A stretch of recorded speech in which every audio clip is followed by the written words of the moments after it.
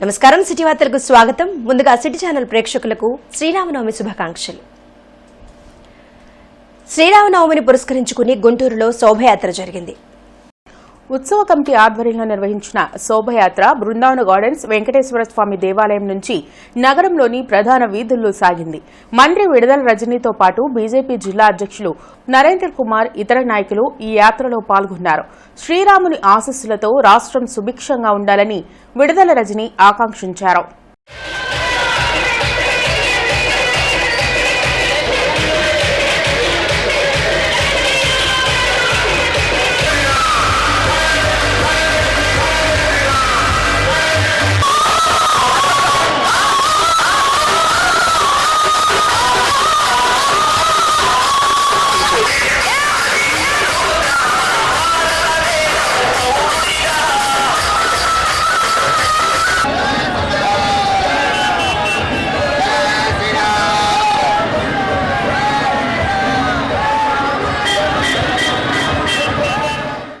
ప్రజలందరికీ శ్రీరామనవమి శుభాకాంక్షలు. ఈ రోజున మన గుంటూరు జిల్లా గుంటూరు వెస్ట్ నియోజకవర్గంలో గౌరవ బీజేపీ ప్రెసిడెంట్ అయినటువంటి నరేంద్ర గారి ఆధ్వర్యంలో శ్రీరామ్ ఉత్సవ్ కమిటీ వారంతా కూడా ఈరోజు శ్రీరామనవమి సందర్భంగా శోభయాత్రని మరి ఘనంగా కూడా నిర్వహిస్తున్నారు. మరి ఈరోజు ఈ యాత్రకు మమ్మల్ని కూడా భాగం చేయడం మాకు చాలా సంతోషంగా ఉంది. ప్రజలందరికీ కూడా ఆ శ్రీరామచంద్రుడి ఆశీస్సులు ఈరోజు ఖచ్చితంగా ప్రతి ఒక్క కుటుంబానికి రాష్ట్ర వ్యాప్తంగా దేశవ్యాప్తంగా ప్రతి ఒక్కరు కూడా ఉండాలని మనస్ఫూర్తిగా ఆకాంక్షిస్తూ మరొకసారి ఆ సీతారాముల కళ్యాణాన్ని ఈరోజు అందరూ దర్శించుకొని అందరూ సుఖ సంతోషాలుగా ఉండాలని మనస్ఫూర్తిగా స్తంభాల గరువులోని కోదండ రామాలయంలో 58వ సీతారాముల కళ్యాణ మహోత్సవం ఘనంగా జరిగింది. స్థానిక భక్తులు విశేషంగా పాల్గొని కళ్యాణాన్ని వీక్షించి తరించారు. ఏప్రిల్ 21 వరకు ప్రతిరోజు విశేష పూజలు జరుగుతాయని ఆలయ కమిటీ అధ్యక్షులు కోటేశ్వరరావు తెలిపారు. ఆయన కళ్ళు మూస్తే మనకి రాత్రి అవుతుంది, కళ్ళు తెరిస్తే మనందరికీ పగలవుతుంది. ఆ భగవంతుడు వాటిని తీసుకొని ఆయన తృప్తి చెంది మీరు నా కోసం ఏమీ తినకుండా వచ్చారు, వాళ్ళ కోసం వస్తాడు భగవంతుడు. మీరు నా కోసం ఏమి తినకుండా విగ్రహంలో ఉన్నటువంటి భగవంతుడు కదిలించేస్తున్నాడు కదా. పిలిస్తే 58వ శ్రీ సీతారామచంద్రుల కళ్యాణ మహోత్సవములు 16/4/2024 నుండి ప్రారంభమై 21/4/2024 వరకు అంగరంగ వైభవముగా జరుగును. ఈరోజు స్వామివారి కళ్యాణ మహోత్సవము జరుగుతూ ఉన్నది. గ్రామంలోని మరియు చుట్టుపక్కల భక్తులందరూ వేలాదిగా దేవాలయములకు విచ్చేసి ఉన్నారు. కార్యక్రమము కళ్యాణము జరుగుతూ ఉన్నది. ఈ కార్యక్రమము జరిగిన తరువాత భక్తులందరకు పానకము, వడపప్పు ప్రసాదములుగా ఇచ్చి తర్వాత ఈరోజు సాయంకాలం 4 గంటలకు స్వామివారు హనుమద్వాహనంపై గ్రామోత్సవం జరుగుతుంది. మరియు రేపు స్వామివారికి సాయంకాలం పుష్పయాగము, 19వ తారీఖున మరలా స్వామివారికి వసంత సేవ అనగా హనుమద్వాహనంపై గ్రామోత్సవం జరుగుతుంది. రాష్ట్రం అభివృద్ధి చెందాలంటే టీడీపీ ప్రభుత్వం అధికారంలోకి రావాలని ప్రతి ఒక్కరూ భావిస్తున్నారని టీడీపీ తూర్పు నియోజకవర్గ ఎమ్మెల్యే అభ్యర్థి నసీర్ అహ్మద్ అన్నారు. మాజీ ఎమ్మెల్యే నంబూరు సుబానీ, కార్పొరేటర్లు చిష్టి, సీతామహాలక్ష్మి, లోకేష్ సమక్షంలో తెలుగుదేశం పార్టీలో జాయిన్ అయ్యేందుకు తూర్పు నియోజకవర్గ టీడీపీ కార్యాలయం నుండి ఉండవల్లి బయలుదేరారు. ఎమ్మెల్యే అభ్యర్థి నసీర్ అహ్మద్ ఉండవల్లి బయలుదేరిన వారితో కలిసి మీడియాతో మాట్లాడుతూ నగర అభివృద్ధి కోసం మైనార్టీల పెద్ద దిక్కు అయిన నంబూరు సుబానీ, ఆయన అభిమానులు టీడీపీలో చేరడం సంతోషకరమన్నారు. రాష్ట్రానికి చంద్రబాబు నాయకత్వం అవసరమని ప్రతి మైనార్టీలు భావించి టీడీపీలో చేరడాన్ని స్వాగతిస్తున్నామన్నారు. కార్యకర్తలతో, అనుచరులతో సహా పెంబసాని చంద్రశేఖర్ గారు ఎంపీ క్యాండిడేట్, ఆయన కోరిక మేరకు పార్టీలో ఆహ్వానించారు. మేము కూడా చంద్రబాబు నాయుడు గారు ఈ రాష్ట్రానికి ముఖ్యమంత్రి కావాలని, అందుకని మేము తెలుగుదేశంలో చేరుతున్నాం. నసీర్కు గెలుపు కోసం మేము అందరం కూడా కృషి చేస్తామని మీకు తెలియజేస్తున్నాం.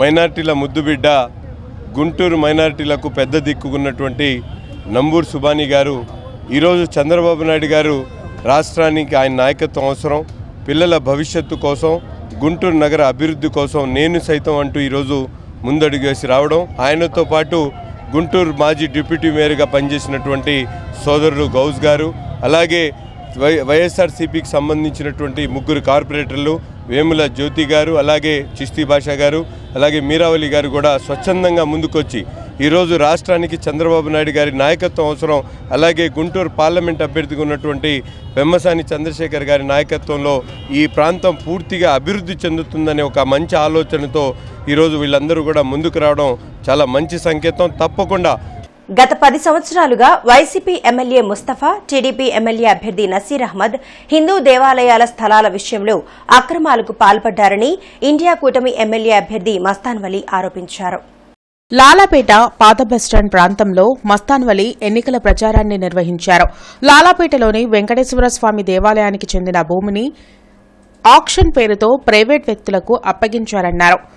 ఎమ్మెల్యే ముస్తఫా, టీడీపీ ఎమ్మెల్యే అభ్యర్థి నసీర్ అహ్మద్ కలిసి అక్రమాలకు పాల్పడ్డారని ఆరోపించారు. దీనిపై రానున్న రోజుల్లో పోరాటం చేస్తామని హెచ్చరించారు.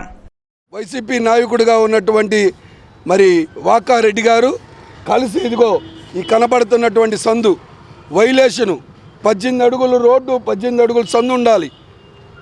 నియమ నిబంధనలకు అతిక్రమించి కట్టినటువంటిది ఈ బిల్డింగు కట్టడం వల్ల ఈ మారుమూల ప్రాంతంలో ఉండటం వల్ల చిన్న చితక వ్యాపారంతా నోట్లో మన్నుకు పోశారు. ఆ మన్ను పోయటమే కాదు, ఆ సాంప్రదాయాలన్నింటిని కూడా సర్వనాశనం చేసినటువంటి దానిలో ఎమ్మెల్యే ముస్తఫా గారు ప్రత్యక్షంగా నోరు మెదపకుండా ఉండటం కోసం తెలుగుదేశం పార్టీ నాయకుడు ఈరోజు పోటీ చేస్తున్న నసీర్ గారు కలిసి ఈరోజు ఎందుకు చెప్తున్నా అంటే పవిత్రమైనటువంటి శ్రీరామనవమి సందర్భంగా వీళ్ళు చేసినటువంటి దోపిడీని ఈ ప్రజలకు తీసుకురావడం కోసం నా ఈ చిన్న ప్రయత్నం.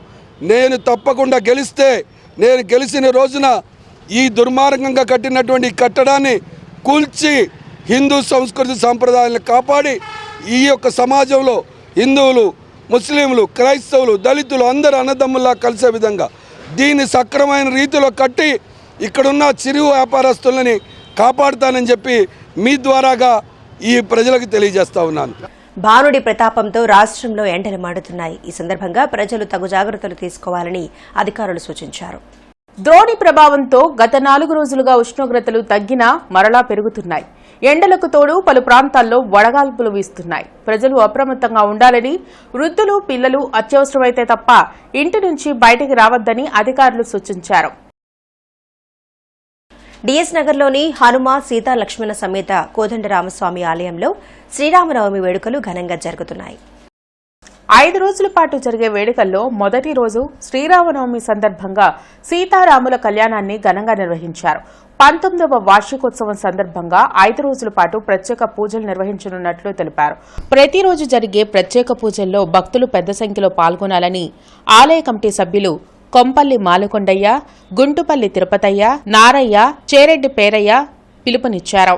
ఇక్కడ డిఎస్ నగర్లో మేము కట్టిన టైం కాడి నుంచి బాగా బ్రహ్మాండంగా మంత్రాలు చెప్పుకుంటూ అన్నదాన కార్యక్రమం 21వ తారీఖు అన్నదాన కార్యక్రమం పోతే మా కమిటీ వారు 19 మంది కమిటీలో ఈ సంవత్సరం కరణం బ్రహ్మేంద్ర ప్రెసిడెంటు 19 సంవత్సరాలు ప్రెసిడెంటు. రేపు నెక్స్ట్కి మేమంతా కూడా ఈడ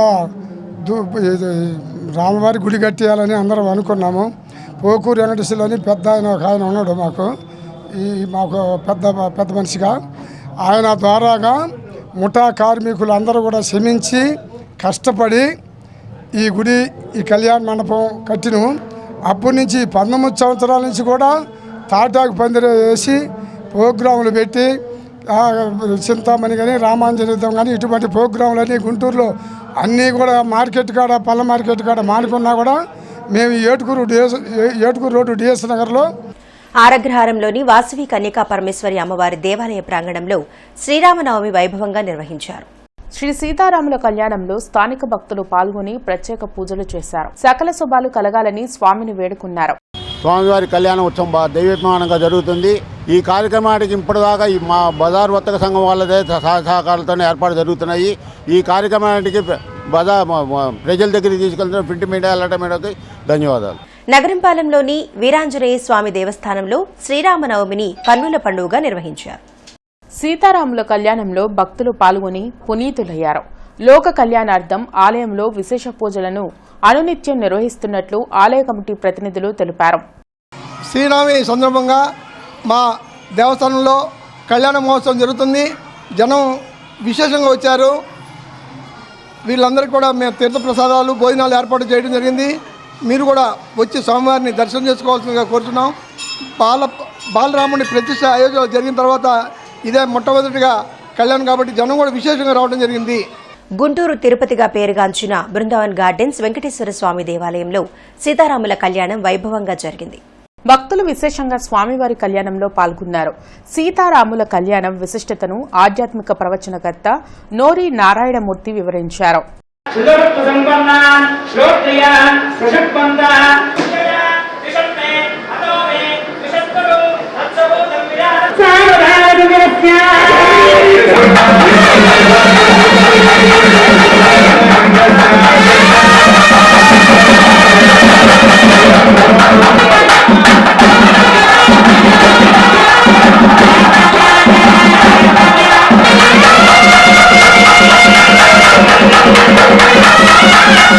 అంటే ఈ కలియుగంలో బాగా వినండి. ఇది ఏమేంద్రుని సముడు క్షమాగుణమున ప్రతిగించారు రామదాసు తన యొక్క దాసంతి శతకం మొదటి పద్యంలో.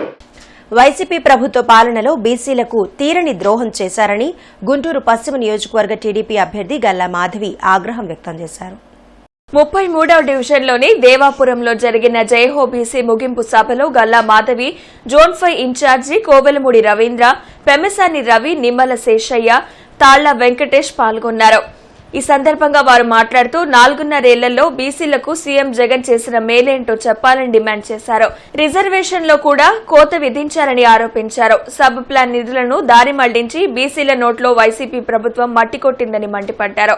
బీసీల సంక్షేమమే లక్ష్యంగా ఎన్టీఆర్ టీడీపీని ఏర్పాటు చేశారని, అదే కోవలో చంద్రబాబు అనేక పథకాలు, పదవులతో గౌరవం కల్పించారన్నారు. బీసీలకు తగిన న్యాయం దక్కాలంటే రాబోయే ఎన్నికల్లో టీడీపీ, జనసేన, బీజేపీ కూటమిని అధికారంలోకి తీసుకురావాలన్నారు. కార్యక్రమంలో ఉప్పుటూరి పేరయ్య, అడక శ్రీనివాస్, ఈశ్వర్, కన్నా, రజని, ఆళ్లహరి, పోపూరి నరేంద్ర, చంద్రగిరి బాబు, చింతకాయల శివ, అలివేలమ్మ, వినోద్, గోపి తదితరులు పాల్గొన్నారు. మీకు వెన్నుకన్నుగా మీకు నేనున్నాను అని చెప్పి సభాపూర్వకంగా చెప్తూ ఒక బీసీ మహిళగా నేనెంతో గర్విస్తూ ఈ రోజు మీకోసం నేను చట్టసభల్లోకి వెళ్లేలాగా మీరందరూ నన్ను దీవించాలని పేరున కోరుకుంటూ మన రాష్ట్రాభివృద్ధిలో బీసీల పాత్ర చాలా అధికంగా ఉండాలి. అది రేపు ఎన్నికల్లో నిరూపించాలి. ప్రతి ఒక్కరము మనందరం బీసీలంతా ఒక సైడ్ అయిపోవాలి. ఇంకొక వైపు మనం ఎలాంటి మభ్యపాటుకి ఏమరపాటుకి పోకుండా వారికి ఎలాంటి ఒక్క ఛాన్స్ అని వచ్చిన వాళ్ళకి బుద్ధి చెప్పాలి. అది బీసీల వల్లే సాధ్యమవుతుంది కాబట్టి మనందరం కలిసి కట్టుగా వారికి బుద్ధి చెప్పి ఈ రాష్ట్రం నుంచి పంపించేద్దాం. సిటీ వార్తల సమాప్తం. నమస్కారం.